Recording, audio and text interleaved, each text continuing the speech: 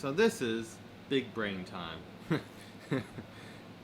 A card trick made after a meme. Or at least inspired by one. So we start out with the spectator choosing to name any card. They have a free choice, and I tell them, please don't choose Ace of Spades. That would be way, way too easy. So they think of it creatively, and they say Eight of Hearts. And I go, cool, let's look for, or then make sure the Eight of Hearts is in here. That's not rigged deck or anything.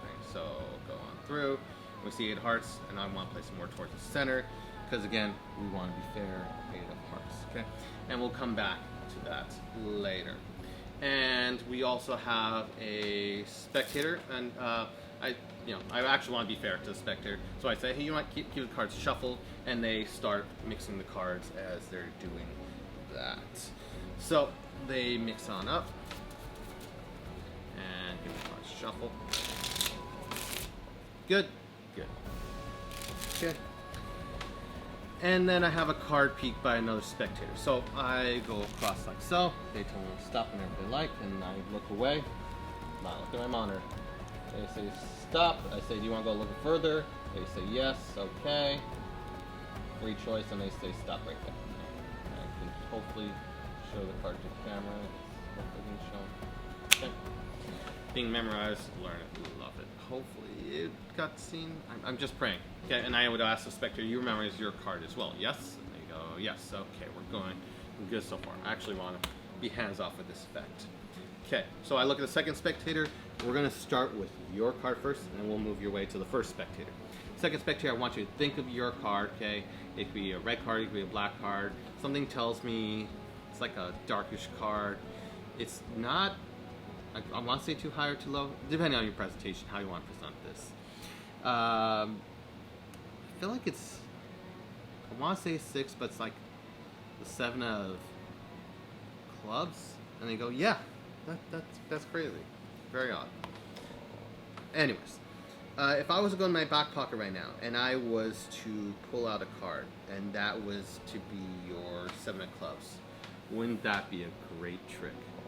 And they go, yeah, that would be crazy. I go, check this out. Your card. Don't even need to do it. Thank you. And they go, wow, that's crazy. And they're bugging and itching to see this card. And I said, oh, you know what? I'll make it even better. I'll make it even better.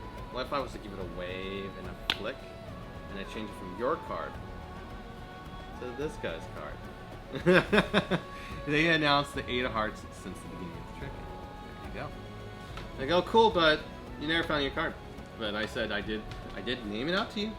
It wasn't that part of the effect. I did mentally ascertain your card, and I physically found your card. But you would want it more visually speaking way to find it, correct? And they go, yeah. Say, okay, stare at the 8 of Hearts. And they can stare at it all they want. Try to make it so the lighting's not too crazy. Okay, I'm gonna try to do this count 3. 1. Still see it? 2. Okay. And I'm trying to make this a big gesture so you can actually see it. And I go slower and slower and slower. And doesn't it start to look like your card? The 7 of clubs? Pretty crazy, isn't it? Oh, you gotta love it. And that is big brain time. And I thank you. So before we jump into the explanation, if you can give the video a like or subscribe, that would be awesome. So going to this effect, I forget how I was inspired by this effect, but it just came to me one day, and I was like, big brain time sounds like a good effect. And it cleans up, it's impromptu, it's very commercial. It's kind of a throwaway, but I know I could see a lot of performers using it just as an extra effect, just in their arsenal. So I can imagine there'd be a lot of good things to it. So, one final caveat is it's an intermediate style effect, so you will need to know a couple things going into this. But I'm sure you're already aware of that. So, cards can be shuffled. Impromptu. Starting out, that's how you do it. Just shuffle up the cards. Or the spectator can shuffle, okay? And they can name any card, okay? And like the previous video I just put out for the call, that's what we're going to be using to do it. for this effect to be called. So they name any card they want. Let's just say the Ace of Hearts for sake of ease. So I go through. Okay, I wouldn't be like this position. I'd be more relaxed when I do this. I'm looking through for the Ace of Hearts. Okay, and I'm just pointing it out and go about it. But because of lighting and see how it's just glaring, it's so hard to see. Anyways, I'm just doing this for the sake of demonstration. I come over, call, put my finger on top, and then call that card out. Okay, and then push all the rest of the cards on through. I can even showcase the top card. Seems fairly copacetic. You wouldn't want to show the backside. You wouldn't want to keep the cards down. Otherwise, I should have mentioned this in the culling video, but you want to keep your hands down or to the side over here, because if you just try culling full of spectator, they will see a gap right here, and your cull goes bye-bye, or your technical sneakiness. Especially even if you do the cover method, let's say you're culling, and I'll put these starts right here.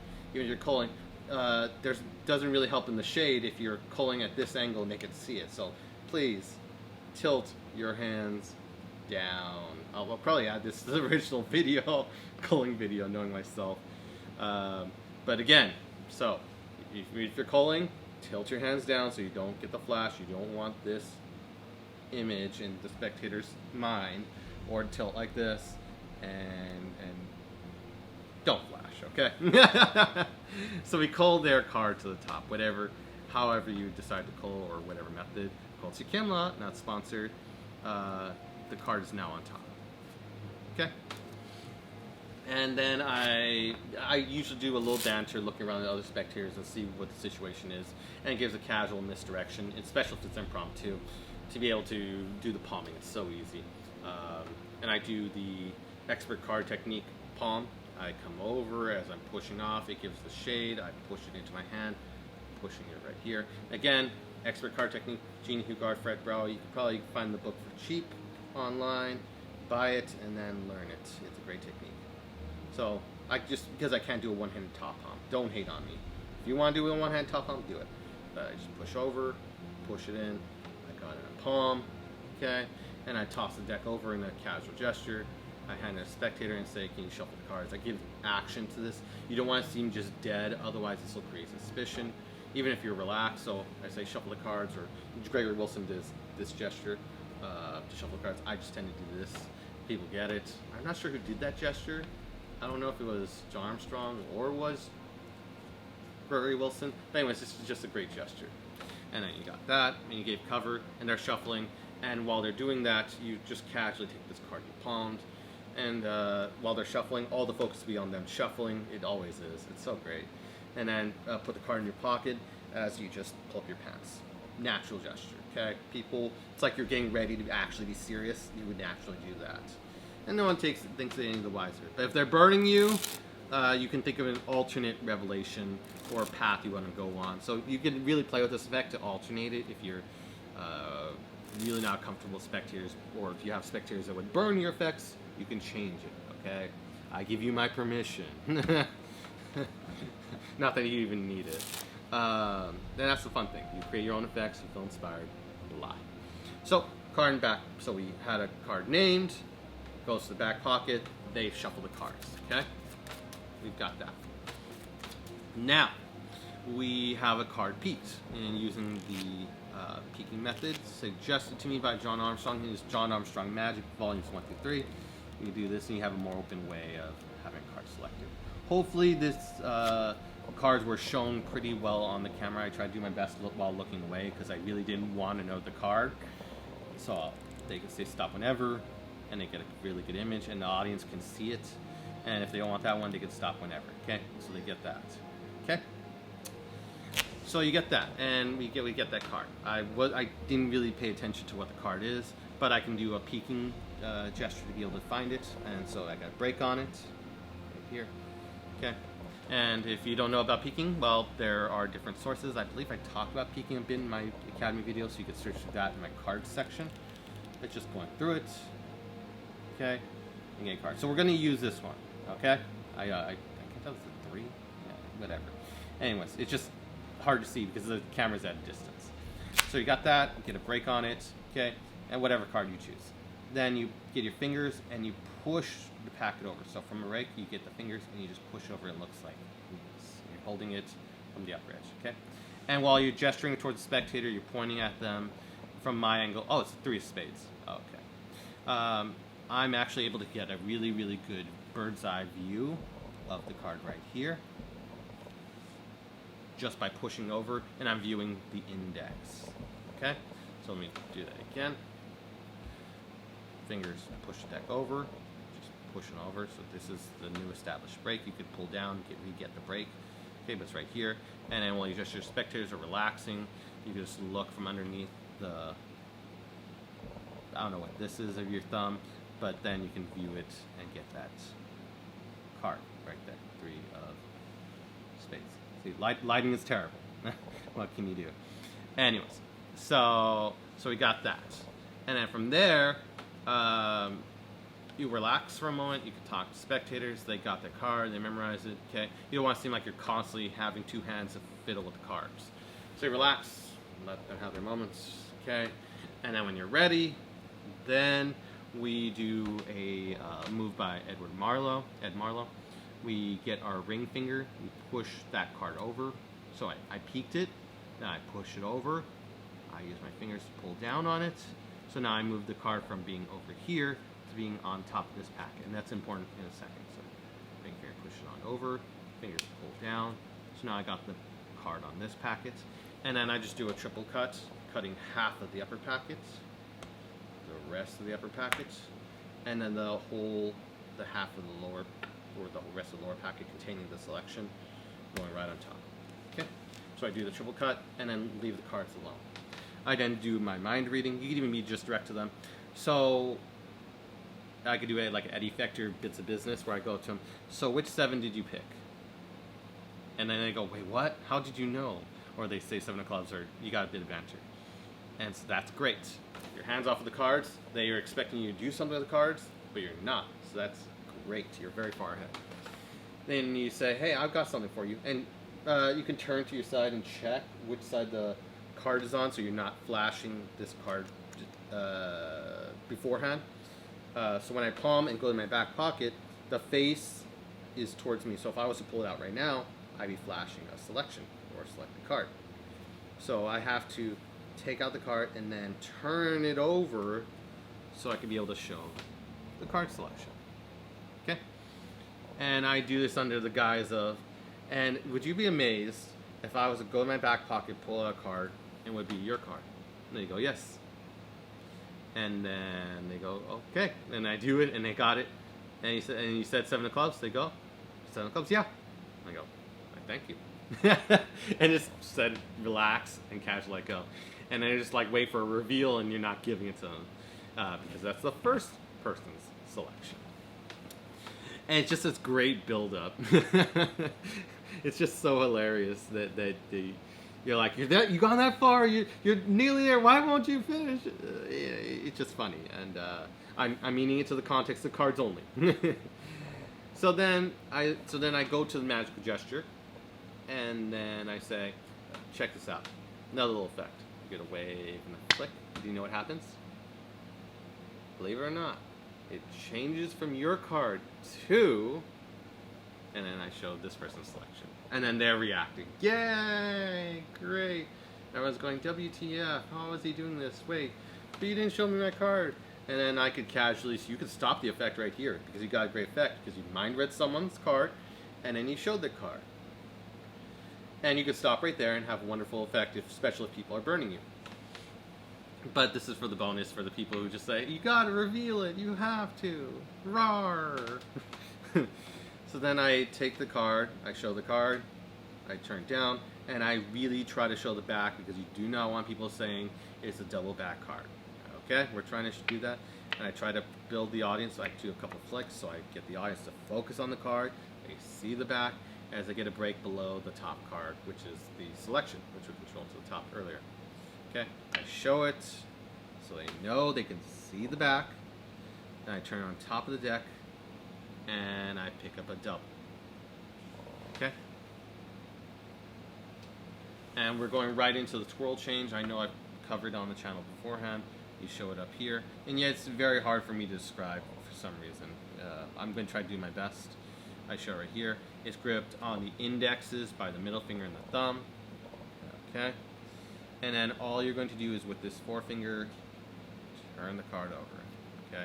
I'm trying my best because I failed so many times in explaining it. I'm hoping I can explain it here. Okay. Forefinger right here. Okay. You're trying to show as much as you can in the index. You don't want to just be like this and say, I'm going to twirl change it. No one can see it. You need to see it right here. Okay. They see the card very clearly. And you're trying to hold it so they can see the indexes so they know it's that card. Okay. Forefinger comes over. Forefinger's going to flip over the card. Okay. That seems obvious. You do it during the wave. You'd be like Jay Sankey, and how Jay Sankey does his, he literally just does this, and then just turns over one of those, and then shows the card. To me, that is not very convincing. What I tend to do is I tend to pick it up by the indexes. I got it right here. I can show the card. Okay, I'm taking my time. I give it a little wave. Nothing happens. Second wave. And I stop and I show the card every time to clarify. Because clarification is good for the audiences. They want to know what's going on. The real time I do it, I go out, my hand goes out of frame, and when it goes out of frame, that's when I flip over the card. I do it in a smooth motion, boom, and then all they see, they don't see a flip because it went out of frame when I did it, boom, and then I shake it. Well, I keep it in frame, but it goes off to the side where their eyes can't focus on it, and I've done the flip, and then after that big gesture, it's just a bunch of small ones, and then you can do this, and you show the card. It's a spectator's favorite thing, and I have literally seen tons of members say, your whole show is great, but that twirl change, or that change, how you color change that card is just the coolest thing, and then they just want to see it all day, every day. Again, show the back side of the card, be fair, eliminate that. Every way they could say they got you, so all that's left is the magical moment, per se. Pick the card, show it, shake it again, and do it in a very relaxing manner. Okay, and when you're ready, I go off, and then I shake it right here. I still keep the hand in frame pretty much, but it's just off so the spectator's eyes have to readjust. And when they're staring at the card changing, I do it for like 5 seconds. 1, 2, 3, 4, 5, and I slow it down so they can see it. All they see is a color change card, and they go WTF, which is great. And I show it like this, and then I reveal their card. And for any heckler out there, we've also got cleanup. So I take it to the extreme with my magic, where no one else they say, okay, here's the effect, but what if a spectator does this? They never have an answer, which is not very good in my opinion. They don't cover all the scenarios. Or they pray they never have to cover those scenarios. So for the case you do, I got a way out for you. Show it, everyone reacts, everyone's happy, and right as someone's about to say something, you slip cut. You do a slip cut of the top card to the center. Okay. So the position is first selection, second selection. Okay, and this one changes to this one. They want to see these two together. So then I do a slip cut, and I lift off about half the deck. Slip cut, slip off the top card of the deck, using my thumb, into the middle. Then I do a swing cut of this card, separating them. Swing cut it, put it on top. They're in different locations. They've got nothing to look at, and you can hand the cards out. It's just something I do. So again, the motion would be slip cut the top card, swing cut the second packet, drop the cards on top. You've now cleaned up, and they've got nothing to work with, nothing to recreate the effect. And yeah, that's a little bit of big brain time. Maybe this is a 200 IQ trick. I don't know. But the point is, it's a lot of fun. You get a lot of bang for your buck, a lot of effects in a short amount of time. It's impromptu, it's commercial, it has a lot going for it. It's got magical mental moments. It has everything that a spectator would want or would think of a crazy effect. And they would say, please, do more. So, with that said, I hope everyone enjoys this effect. It's just an effect I came up with recently, and I want to get it out to everyone. You could consider it throwaway, consider it whatever you want, but hope everyone enjoyed it. If you haven't checked out this video or this video yet, definitely check them out. Wishing everyone a wonderful day, and see you next video.